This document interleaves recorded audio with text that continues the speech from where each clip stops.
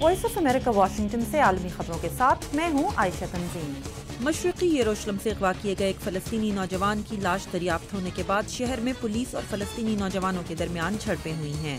بعض فلسطینیوں کا خیال ہے کہ یہ 3 اسرائیلی نوجوانوں کے اغوا اور قتل کا انتقام ہے، جبکہ اسرائیل کا کہنا ہے کہ تحقیقات کے بغیر کچھ نہیں کہنا چاہیے۔ ہانگ کانگ میں پولیس نے جمہوریت کے حق میں دھرنا دینے والے کم از کم 500 افراد کو گرفتار کر لیا ہے۔ اس سے چند گھنٹے قبل جمہوریت کے حق میں 1 لاکھ سے زائد افراد نے مظاہرہ کیا تھا۔ افریقہ میں پھیلی مہلک وبا ایبولا سے نمٹنے کے لیے آج کھانا میں افریقہ کے 11 ممالک کے وزرائے صحت کا اجلاس ہو رہا ہے۔ عالمی ادارہ صحت کے مطابق یہ وبا تقریباً 500 جانیں لے چکی ہے۔ خطرہ ہے کہ یہ دیگر ممالک تک پھیل سکتی ہے۔